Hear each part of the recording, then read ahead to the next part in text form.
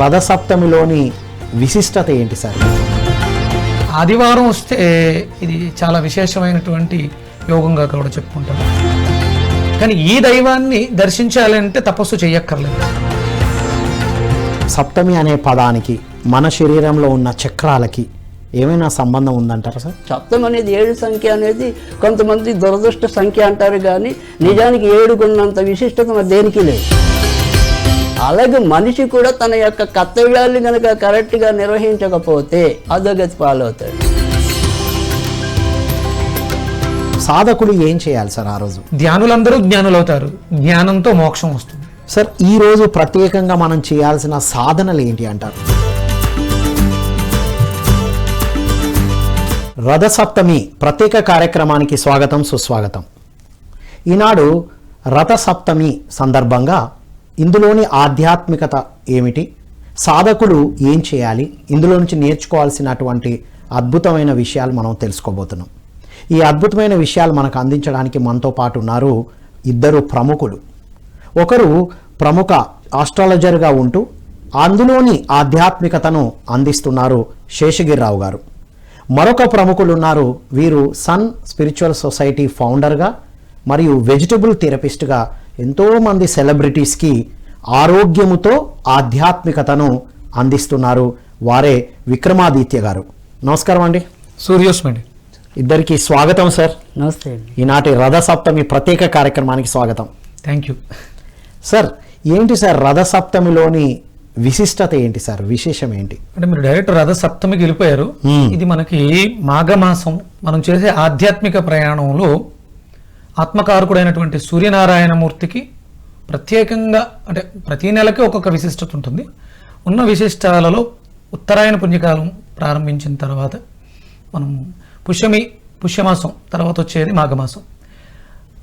ఉత్తరాయణ పుణ్యకాలాల్లో మనం ఆచరించే ప్రతి క్రతువు మనకు ఉత్తమమైనటువంటి పుణ్యాన్ని, మనం చేసినటువంటి ప్రారంధ కర్మల యొక్క ఆ చెడు ఫలితాలను తగ్గించుకోవడానికి మనం ఆచరించే కర్మలకి ప్రత్యేకంగా చెప్పుకున్న మాసాల్లో పుష్యమాసం దగ్గర నుంచి మొదలు పెట్టుకుని మనం వెళ్తూ ఉంటాం. ఇక్కడ ఇది మాఘమాసం సూర్యుడికి ప్రధానమైనటువంటి మాసం.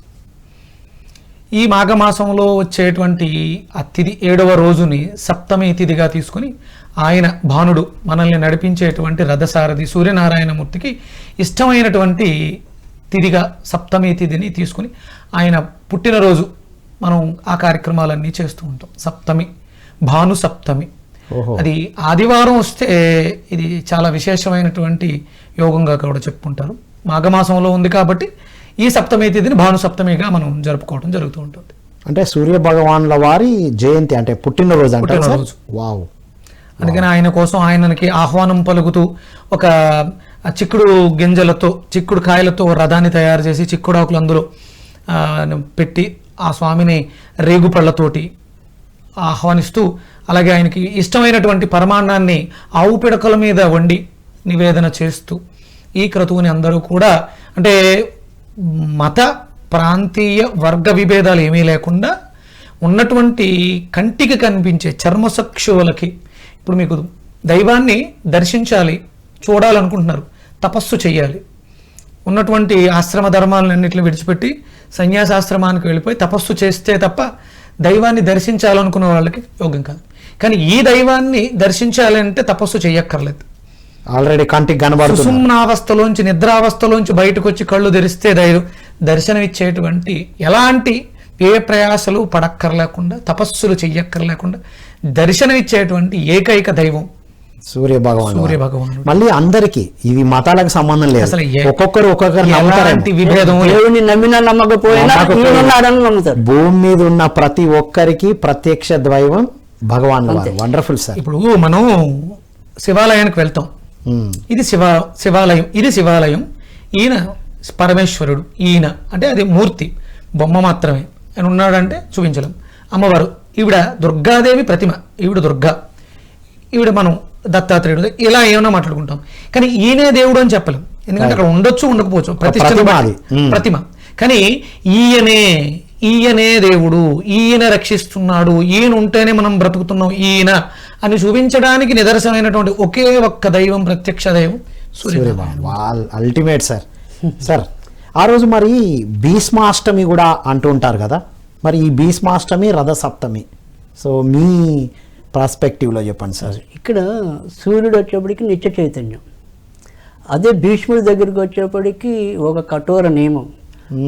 అంటే రెండు కూడా, అంటే మనం ఏదైతే ఒక ధర్మపాలనను పెట్టుకున్నామో ధర్మపాలనలో మనం కొనసాగాలి అంటే ఖచ్చితంగా ఒక కఠోర నియమం అయితే ఉండాలి. అది భీష్ముడి చరిత్ర చెప్తుంది. అదే మనం చైతన్యవంతంగా ఉండాలి అంటే కనుక సూర్యుడికి అలసట లేదు, ఆయన నిత్యం గమనం కనుక. కానీ ఆ గమనంలో ఉండే సూక్ష్మత ఏంటి అంటే గనక ఏ దాని పట్లైనా కూడా సమమైన భావం ఉండేది ఒక సూర్యుడికి మాత్రమే. అంటే నాకు ఈయన పక్షపాతం కాదు, ఈయన పక్షపాతం కాదు, నాకు అందరూ ఒకటే. సో ఆ సమసౌభాతృత్వం అనేది ఎవరి ద్వారా వస్తుంది? అది సూర్యుడి వల్ల వస్తుంది.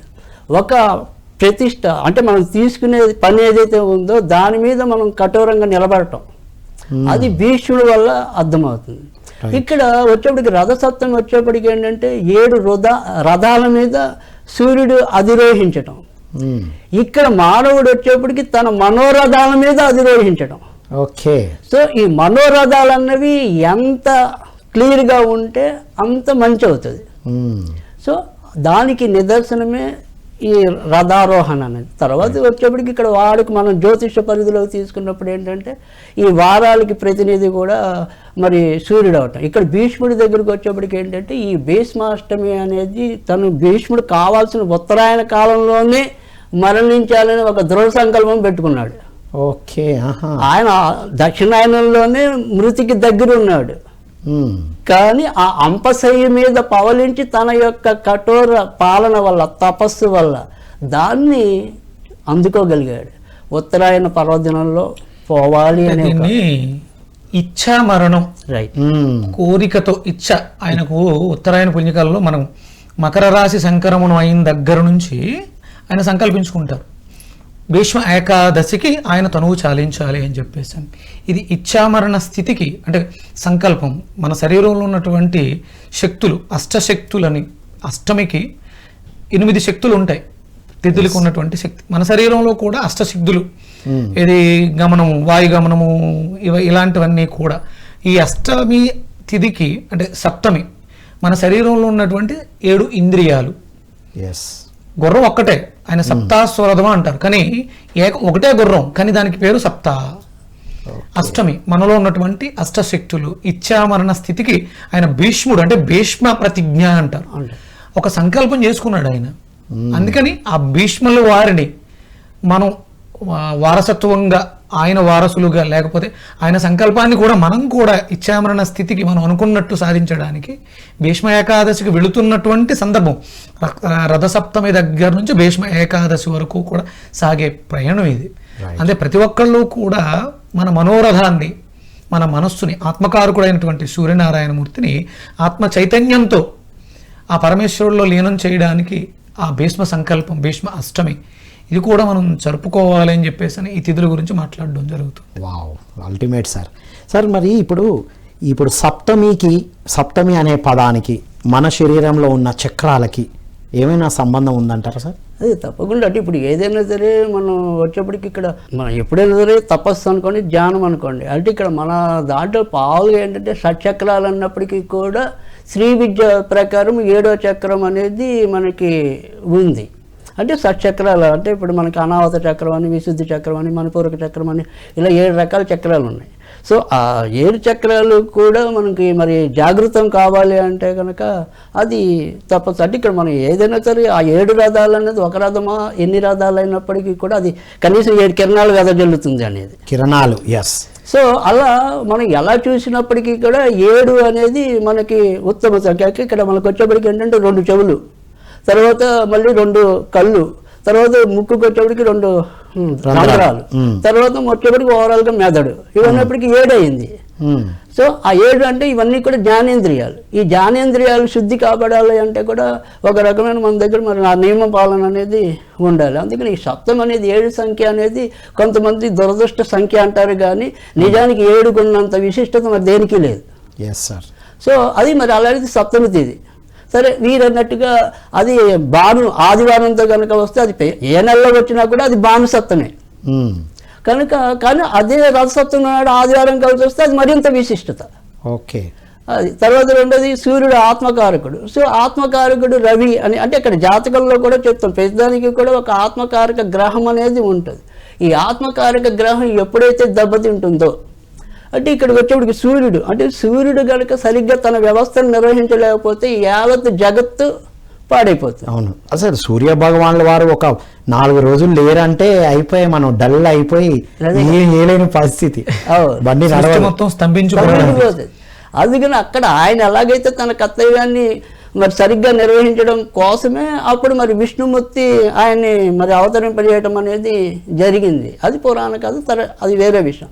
అలాగే మనిషి కూడా తన యొక్క కర్తవ్యాన్ని కనుక కరెక్ట్గా నిర్వహించకపోతే అధోగతి పాలవుతాడు. ఈ సప్త కిరణాలలో అంటే ఆయనకి సహస్ర కిరణాలు, అందులో ద్వాదశ కిరణాలు ప్రధానమైనటువంటి కిరణాల ఒక్కొక్క కిరణానికి ఒక్కొక్క పేరు.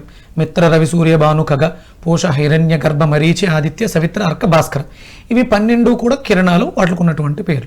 అందులో ప్రధానమైనటువంటివి ఇంకొంచెం ముఖ్యమైనటువంటివి 7 సప్త ఆయనకు ఉన్నటువంటి ఇష్టం. ఎందుకంటే ఈయన కిరణాలలోంచి శక్తిని స్వీకరించి చంద్రుడు అంటే పగటికి ఆయన అధిపతి, రాత్రికి ఈయన కిరణాల ద్వారా శక్తిని స్వీకరించి చంద్రుడు మళ్ళీ మనకు అందిస్తున్నాడు రిఫ్లెక్షన్. చంద్రుడి యొక్క సంఖ్య కూడా 7. అంటే మనం వెస్టర్న్ ఆస్ట్రాలజీ ప్రకారం న్యూమరల్ సంఖ్యాశాస్త్రం ప్రకారం రవి 1, చంద్రుడు 7. ఆయన షోడశ కళలు అంటారు. చంద్రుడికి కళలు 16, 1 + 6 7. ఈ 1కి 7కు ఉన్నటువంటి అవినాభావ సంబంధం. అది తనువు, రవి తనువు, ఈయన ఆత్మకారకుడు, చంద్రుడు మనస్కారకుడు. చంద్రుడు మనస్సుకి అధిపతి అంటారు, మనస్కారకుడు, మనస్సు. అలాగే ప్రతిరోజు కూడా మనకి ఒకటి సూర్యనాడి, చంద్రనాడి అంటే ఆ 2 ఉచ్ఛ్వాస నిశ్వాసాలు కరెక్ట్ గా ఉంటేనే మనిషిలో చైతన్యం. చెప్పేవి షట్చక్రాలు అయినా మనకు ఉండేవి సహస్రారంతో కలిపి 7 చక్రాలు. ఈ 7 కిరణాలలోంచి వచ్చే రంగులు వెబ్జిఆర్ మనం మాట్లాడుకుంటూ ఉంటాం. ఇవన్నీ కూడా ఒక్కొక్క చక్రం ఒక్కొక్క కాంతిని స్వీకరించి తన మనోరథాన్ని, తన వర్కుల్ని ఫుల్ఫిల్ చేస్తూ ఉంటాయి. మూలాధారం ఉంది, అది ఎరుపును ప్రధానంగా కలిగి ఉంటుంది. మీరు ఇంద్రధనుసు వెబ్జిఆర్ తీసుకుంటే ఆఖరి కలరు మనకి కింద నుంచి వైలెట్ కలర్ సహస్రారంతో వస్తుంది. కానీ అది మనకు ప్రధానంగా ఎరుపు కలర్తో, రెడ్ కలర్తో మూలాధారంతో స్టార్ట్ అవుతుంది. మూలాధారం బాగోకపోతే, ఎరుపు రంగు స్వీకరణ లేకపోతే ఆ మనిషి సర్వైవల్ జీవన వ్యవస్థ అస్తవ్యస్తమై బద్ధకంగా పడుకుంటారు, పనులు వాయిదా వేస్తూ ఉంటారు. లేకపోతే జీవితాన్ని ఇక చాలించేద్దాం అంటే ఆత్మన్యూన్యతాభావంతో ఆత్మహత్యలకి కూడా పాల్పడుతూ ఉంటారు. మూలాధారం సరిగ్గా లేకపోవడం, రక్తం ఎరుపు రంగులో ఉంటేనే జీవితం, అది రంగు మారిందంటే మన రంగు మారినట్టు. దానికంటే సూర్యోదయానికి పూర్వమే నిద్ర లేవడం వల్ల సూర్యోదయ సమయంలో వచ్చేటువంటి మొట్టమొదటి రంగు ఎరుపు రంగు. చక్రాలన్నీ కూడా ఆ వెళ్లే కొలిది ఒక్కొక్క చక్రం యాక్టివ్ అవుతూ ఉంటుంది. ప్రారంభ సమయం దగ్గర నుంచి 60 నిమిషాలు, 1 గంట సేపు మూలాధారం, తర్వాత 3 గంటల సేపు స్వాదిష్టానం, 4 గంటల సేపు మణిపూరకం. ఒక్కో చక్రం జాగృతం అవుతూ ఉంటుంది. అంటే ఉదయం నిద్ర లేచినప్పటి నుండి జాగృతం జరుగుతూ ఉంటుంది. మరి ఇప్పుడు తపస్సు అని ఆ రోజుల్లో అనేవారు, ఇప్పుడు ధ్యానం అంటున్నాం. ఇప్పుడు ఆ రోజు ధ్యానం చేయడం వల్ల ఏమైనా విశిష్టత ఉంటుంది అంటారా సార్? ఇప్పుడు ఏదైనా సరే మనం పుణ్యదినం రోజు చేసేది ఆ పుణ్యం మరింత రెట్టింపు అవుతుంది అనేది యథార్థం. అయితే ఇక్కడ ఎవరిని ఏ దేవుడిని ఏ రకంగా కొలవాలి అనేది ఇప్పుడు మామూలుగా ఇప్పుడు ఆ బాణుడు మనం రసత్వం కాబట్టి ఆటోమేటిక్గా మీరు సూర్యుడికి కట్టుబడి ఉంటారు. అయితే ఇక్కడ వచ్చేప్పటికి ఏంటంటే జాతకం అనేది మళ్ళీ కొద్దిగా వేరు ఉంటుంది. సో ముఖ్యంగా వచ్చేప్పటికి ఏంటంటే ఎవరికైతే ఎక్కువ తరచు అవమానాలు ఎదురవుతూ ఉంటాయో, తర్వాత ప్రభుత్వ వ్యవహారాల్లో ఎవరైతే తరచు బాధపడుతూ ఉంటారో, తర్వాత తండ్రితో ఎవరికైతే సత్సంబంధాలు ఉండవో, ఇవన్నిటినీ కూడా మరి జాతకంలో రవి యొక్క స్థానం చెప్తుంది.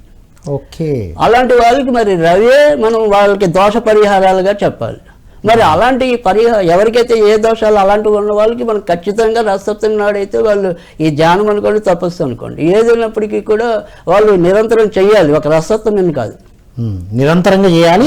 ఆ రోజుకి కనెక్ట్ అవ్వడం ఇంపార్టెంట్. సూర్య భగవాన్ వారి అనుసంధానం అవటం, రైట్, అనుసంధానం. ఈ ధ్యాన సాధనకి రథసప్తమికి సాధకుడు ఏం చేయాలి సార్ ఆ రోజు? ఇప్పుడు సాధకుడు సాధన ఎందుకు చేస్తున్నారు? ఉన్న స్థితి నుంచి ఉన్నత స్థితికి వెళ్ళడానికి. దాన్ని మార్చుకోవాలంటే మన శరీరంలో ఉన్నటువంటి షట్చక్రాలు సహస్రారంతో కలిపి 7 చక్రాలని జాగృతపరచుకోవడమే. మూలాధారం అనేది లోయర్ ఎమోషన్, భావోద్వేగాలు విపరీతంగా ఉండి కోపము, పగ, ఇవన్నీ కూడా మూలాధారంలో ఉంటాయి. అక్కడ నుంచి ఇంకొంచెం స్థితికి బాగా వస్తే నేను బాగుండాలి అనే ఇది వస్తుంది. మణిపూరకానికి వస్తే బాంధవ్యాలని మెరుగుపరుచుకుంటూ ఈ భవబంధాల నుంచి విడిపడి అనాహతం దగ్గరికి, హృదయ చక్రం దగ్గరికి, అంటే విశ్వమంతా ప్రేమ అని చెప్పడం కోసం. విశ్వమంతా ప్రేమ అని చెప్పినప్పుడు మధురమైనటువంటి మాటలను వ్యక్తపరచడానికి, భావోద్వేగాల్ని. ఇక్కడ నుంచి ఆజ్ఞాచక్రం ద్వారా చూసే దృష్టి కోణాన్ని మార్చుకోవడానికి, తర్వాత భగవంతుల్లో లీనమవడానికి. ఈ 7 చక్రాలకి సంబంధించినటువంటిది ధ్యానం ద్వారా మాత్రమే సాధ్యమవుతుంది. భావోద్వేగాలు అంటే లోయర్ ఎమోషన్స్, మూలాధారంలో ఉన్నటువంటి అరుపులు, కేకలు, గోలలు, ఇవన్నీ ఎక్కడికి తీసుకురావాలి? స్వాధిష్టానంలోకి తీసుకురావాలి. ఇది జరపాలంటే సాధనకు చెయ్యాలి. అందుకని ధ్యానులందరూ కూడా సాధన సూర్యోదయానికి పూర్వమే చేసి సూర్యుడి నుంచి వస్తున్నటువంటి శక్తిని స్వీకరించుకోవడం కోసం చేసే ప్రయత్నం. అందరూ జ్ఞానులే, ఎక్కువ తక్కువ వ్యత్యాసం. ఉన్న స్థితి నుంచి 10 మందికి చెప్పే స్థితికి వెళ్ళాలంటే ఎక్కువ జ్ఞానం కావాలి. ధ్యానులందరూ జ్ఞానులు అవుతారు, జ్ఞానంతో మోక్షం వస్తుంది. రైట్, జ్ఞానమే మోక్షానికి మార్గం. ఎప్పుడైనా సరే మరి కర్మని జయించాలంటే ఒకటి జ్ఞానమైనా ఉండాలి, ఒకటి త్యాగమైనా ఉండాలి. సో ఇందులో జ్ఞానం అనేది మరింత ప్రాధాన్యత అన్నది ఉంది కనుక ఖచ్చితంగా ప్రతి ఒక్కళ్ళకి కూడా వారు నేర్చుకున్న జ్ఞానం అన్నది ఏదైతే తెలుసుకున్నారో దాన్ని కనీసం కొంతైనా కానీ ఆచరించగలగాలి. రైట్. అంటే ఇప్పుడు ఇందాక మీరు చెప్పారు సార్, కొన్ని ఇబ్బందుల్లో ఉన్న వాళ్ళకి ఆ టైంలో ఆ ఇన్ఫ్లుయెన్స్ ఉంటుందని. అంటే ఇప్పుడు ఆ ఇన్ఫ్లుయెన్స్ అదే రోజు, అంటే ఎప్పటి నుంచో సఫర్ అవుతున్న వాళ్ళకి ఆ రోజు నుంచి సాధన చేయటం మంచిది అంటారా? రెగ్యులర్గా అయితే చేయాలి. ఆ రోజు నుండి సాధన చేయడం వల్ల కూడా అదే ఏదైనా ఇప్పుడు మనం గ్రహణం రోజు నాడు ఏదైనా సరే ఒక మంత్ర సాధన తీసుకున్నాం, లేదా గురు పుష్య యోగం అని ఉంటుంది. అంటే ఈ గురువారం నాడు పుష్యమీ నక్షత్రం కలిసి రావటం కానీ, ఆదివారం నాడు పుష్యమీ నక్షత్రం కలిసి రావటం కానీ దాన్ని ఒక విశేష యోగంగా చెప్పడం అనేది ఉంటుంది. సో అలాంటి రోజు కనుక మనం ఏదైనా సరే ఒక కొత్త సాధన కానీ, దీక్ష కానీ, అలాంటివి ఏమైనా కానీ చేపట్టినప్పుడు మనకి తొందరగా ఇంకొద్దిగా శీఘ్రంగా మేలు జరగడానికి ఉంటుంది. అంటే మనం ఒక మంచి రోజు కనుక సాధన ప్రారంభించినప్పుడు ఎలాంటి విఘ్నాలు రాకుండా ఉంటాయి అనేది అంతరార్థం. సో ఇది ఒక ముహూర్తం అనుకోండి, దివ్య ముహూర్తం, మామూలు ముహూర్తం కాదు, దివ్య ముహూర్తం. సో ఆ దివ్య ముహూర్తంలో చేసేవన్నీ దివ్యంగా ప్రభావిస్తాయి కాబట్టి ఆ రోజు చేసుకోవటం అనేది అత్యుత్తమం. ఇంకా మామూలుగా ఇందాక చెప్పినట్టు అసలు అలాంటి ఎవరికైతే లోపాలు ఉన్నాయో ఆ లోపాలు సరిదిద్దుకోవడానికి నిరంతర ధ్యానం అనేది ఉండాలి. ఏదో 10 రోజులు చేసాం, 1 రోజులు చేసామంటే అక్కడితో ఆ కర్మ తొలగిపోదు. కర్మ ప్రక్షాళనకి ఈ ప్రత్యేకమైన రోజులకి సంబంధం ఏమైనా ఉందా సార్? 100%. అంటే కర్మ, ప్రారబ్ధ కర్మ ఈ రోజు నన్ను కష్టపెడుతుంది. రైట్. ఇప్పుడు మళ్ళీ మనం చేసేది ఏంటి? కర్మ, సత్కర్మ. ఈ ఆధ్యాత్మికమైనటువంటి పుణ్య తిథులలో, పుణ్య రోజులలో చేసేటువంటి, అంటే ఉత్తరాయణ పుణ్యకాలము అన్నారు. అంటే పుణ్యాన్ని సంపాదించుకోవడానికి విశేషమైనటువంటి సమయము. రైట్. మనకి మకర సంక్రాంతి నుంచి ప్రారంభం. మకర సంక్రమణం, రవి సంక్రమించారు మకరంలోకి, అక్కడ నుంచి అంతా ఉత్తరాయణ పుణ్యకాలం. అంటే రవి నడకని పట్టుకునే మనం మిగతా కార్యక్రమాలన్నీ చేస్తున్నాం. ఆయన ఏంటి, ఇప్పుడు మనం ఒక యజ్ఞం చేయాలి. ఒక యజ్ఞం చేయాలంటే సమిధులు కావాలి, ఆవు నెయ్యి కావాలి. ఇవి రెండిట్లో చేసేదాన్ని యజ్ఞం అంటారు. అది మనం ఇచ్చే హవిస్సుని హుతం చేస్తుంది, అంటే దహించి ప్రసాదంగా మార్చి మనం చెప్పిన దేవీ దేవతలకు అందిస్తుంది. ఆ కట్టె ఎండడానికి కారకుడు ఎవరు? సూర్యనారాయణమూర్తి. ఆవులో ఆ సూర్యనాడి నుంచి ఆవు నెయ్యి తయారవడానికి కారకుడు ఎవరు? సూర్యుల మళ్ళీ. అంటే సృష్టి యావత్తు మనం చేసే ప్రతి కర్మ. ఇప్పుడు నేను ఇవాళ లేచి యాగం యజ్ఞం చెయ్యాలంటే లోపల ఆత్మకారకుడైనటువంటి సూర్యుడు, లేకపోతే నా శరీరంలో జఠరాగ్ని రూపంలో ఉన్నటువంటి సూర్యుడు, ఇచ్ఛాశక్తి, ఇదంతా కూడా సూర్యమయం. ఈ సూర్యుడు, లోపల ఉన్నటువంటి సూర్యుడు కన్ను తెరిస్తే మెలకు వస్తుంది, బయటకు వచ్చి ఏదైనా కార్యక్రమం చేయడానికి అవకాశం ఉంటుంది. అంటే కర్మల్ని దగ్ధం చేసేవాడు ఎవరు? సూర్య భగవాన్. రోజు పొద్దుటే లేసి చేతులు జోడించి నమస్కరిస్తే ఆ వేడికి మనలో ఉన్నటువంటి కర్మలు దగ్ధం అవుతాయి కదా. అంతేకాదు, మనకు సైంటిఫిక్ కూడా డాక్టర్లు ఏం చెప్పారు, కనీసం ఎంతో కొంతసేపు పొద్దున పూట కనుక సూర్యుడికి ఎదురకుండా ఉంటే మీలో డి విటమిన్ పెరుగుతుంది, ఆటోమేటిక్ వస్తుంది, లోపల ఉన్నవే తయారు చేసుకుంటాయి అంటున్నారు సార్. బయట నుంచి మనం ఇప్పుడు అందరూ పొరపాట్లు ఏంటంటే ఎక్కడో మెడిసిన్స్ ఉన్నాయి, రోగాలన్నీ లోపల ఉన్నాయి, ఔషధాలన్నీ ఎక్కడో ఉన్నాయి అని డస్ట్బిన్ లో వేస్తూ ఉన్నాం. ఇది శరీరం ఇష్టపడితే తప్ప, శరీరం తీసుకుంటే అబ్జార్బ్ చేసుకుంటే తప్ప అది మందుగా పనిచేయదు. కానీ మందు అంతా కూడా లోపల బ్రెయిన్ లో ఉంది. డైక్లోఫెనాక్ ఉంది, ఎస్క్లోఫెనాక్ ఉంది, యాంటాసిడ్స్ ఉన్నాయి. ఇవన్నీ మైండ్ ఈజ్ ఏ ఫార్మసీ అంటారు. అంతే. అదేగా ఇప్పుడు మల్టీవిటమిన్స్ అందులో మనం తీసుకున్న ఆహారం బట్టే మళ్ళీ పునరుత్పత్తి అవుతాయి. రైట్.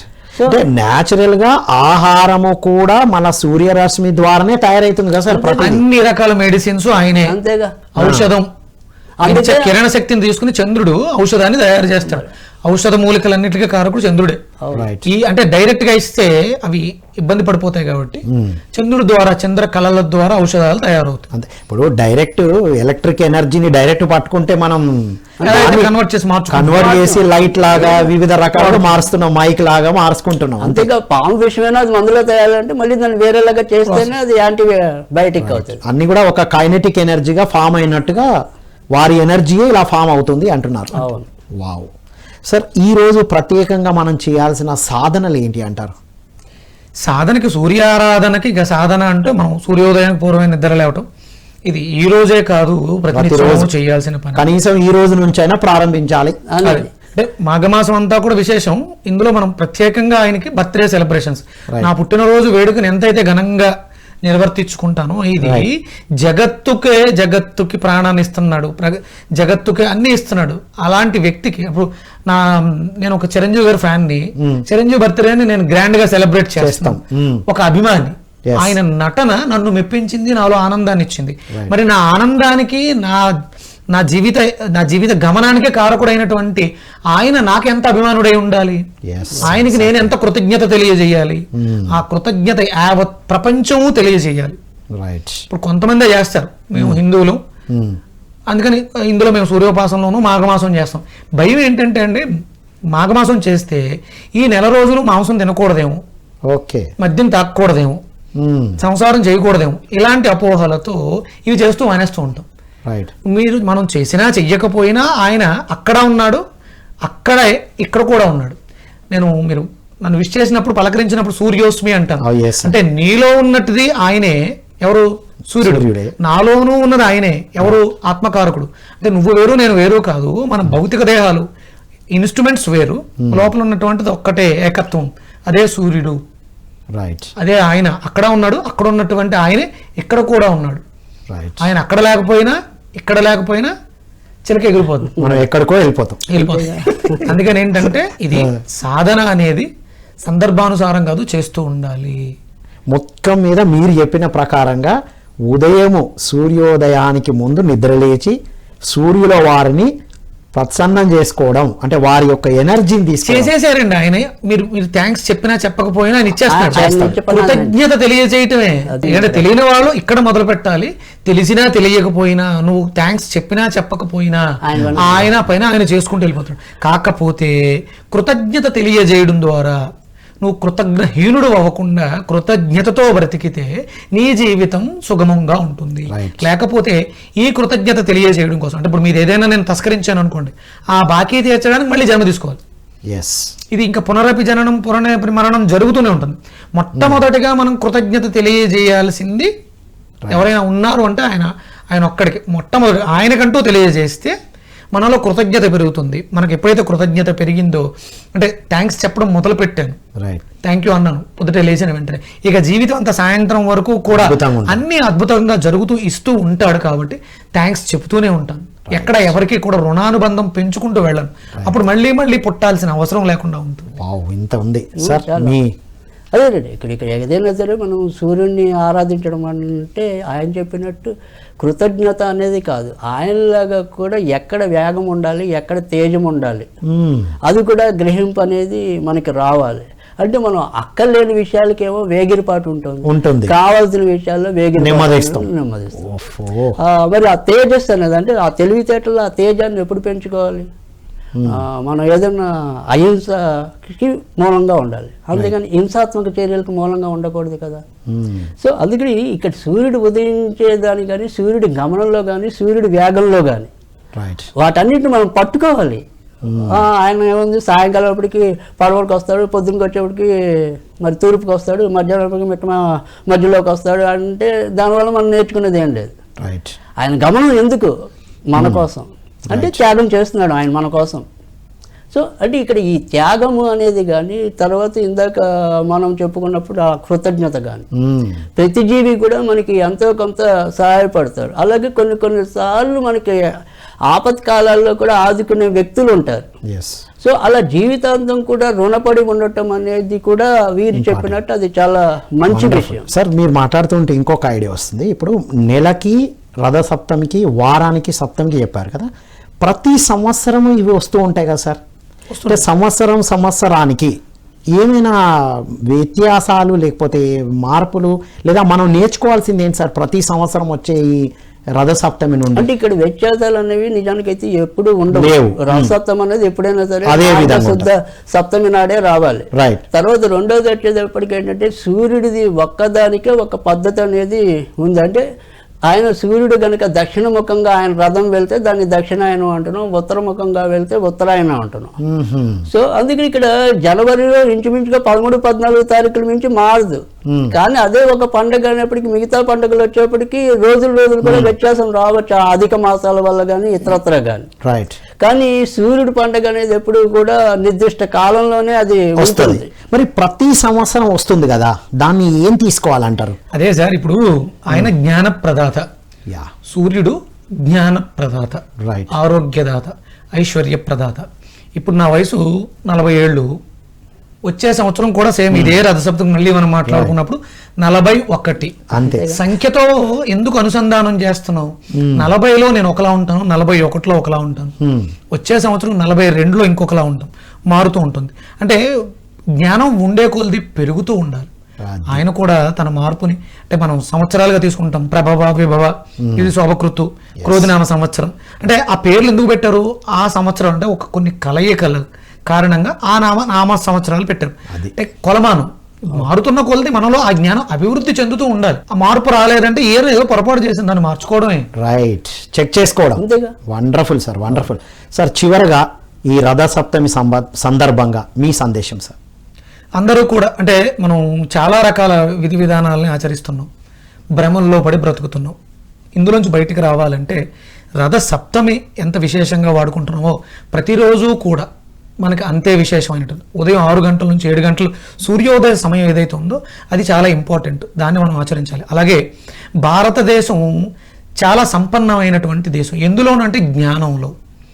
వాళ్ళందరూ మిగతా దేశాలన్నీ కూడా భారతదేశం మీద ఎందుకు దండెత్తినాయి అంటే ఇక్కడ ఉన్నటువంటి సంపద.